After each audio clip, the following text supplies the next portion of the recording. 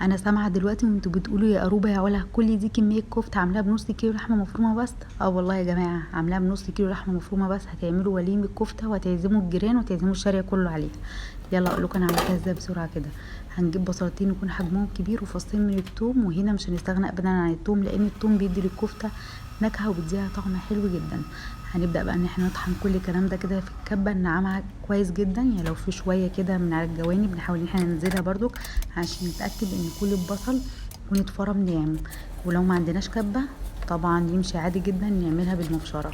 وهننزل بنص كيلو لحمه مفرومه والتوابل بقى اللي احنا هنضيفها: معلقه صغيره من الملح، معلقه صغيره من الفلفل الاسود، وكمان معلقه صغيره من البابريكا، بربع كوبايه من البقسماط الناعم، ومعلقه صغيره جدا من القرفه، ومعلقه صغيره من البيكنج باودر. البيكنج باودر بيخلي حجمها ما يقلش وبيخليها كمان ما تكشش. وكمان هنضيف اخر حاجه بيضه واحده بس، على نص كيلو تاخد بيضه واحده. ونحاول بقى اللي احنا نطحن كل الكلام ده تاني كده مع بعض لحد لما الكفته تنعم. ولو ما عندناش كبه هنفضل نعجن بايدينا لحد لما الكفته توصل للقوام اللي انتوا شايفينه دوت.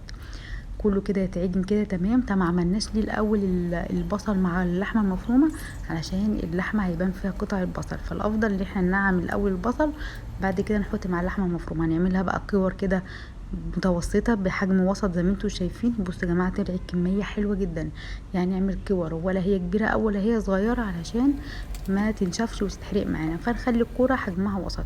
هنضيف بقى معلقه من الزيت ومعلقه من الزبده.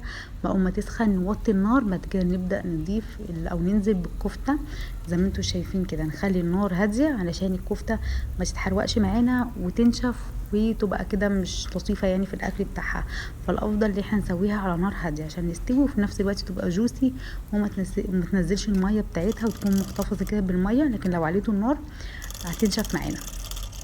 نحاول بقى اللي احنا كده نقلب كده بالطاسه لحد لما تاخد كلها اللون دوت. بعد كده بقى نبدا نقلب باي حاجه، يعني ما نحطش المعلقه فيها او ما نحطش اي حاجه فيها وهي لسه طريه عشان ما تفكش معانا. بصوا بقى يا جماعه ما فكتش معانا ولا اي حاجه خالص. الطريقه دي بجد هتعجبكم جدا وطلع معاكم كميه حلوه. يعني الكفته دي يعتبر ان هي اقتصاديه وطعمها حلو وكمان سريعه جدا. يعني ممكن انتوا كمان تحضروها وتحطوها في الفريزر، تعملوها كور تشكلوها تحطوها في الفريزر وتطلعوا لما تكونوا مستعجلين لو راجعين مثلا من الشغل عايزين تعملوا حاجه بسرعه. بيكون كمان طعمها حلو جدا. ممكن تعملوا جنبها شويه مكرونه شويه رز او بالعيش بس كده والطحينه وشويه جرجير، بجد تمشي مع اكلات كتير جدا. مش قادره اقول لكم هي طعمها قد ايه حلو. بصوا بقى ممكن تعزموا عليها الجيران يعني من كتر ما هي كميه ما شاء الله وفيره. بصوا من جوه مستويه، ما فكتش معانا ولا اتهرت ولا اي حاجه خالص. انا حبيت ان انا اكلها بالعيش واكتفي كده، وحلوه جدا 100 فل و14. شويه جرجير بقى وشويه طحينه، يا سلام، احلى كفته ممكن تعملوها. جربوها واكتبوا لي بقى كومنت كده حلو واعملوا شير ولايك وجربوها واكتبوا لي رايكم في الكومنتات. واشوفكم على خير بفيديو جديد. باي باي.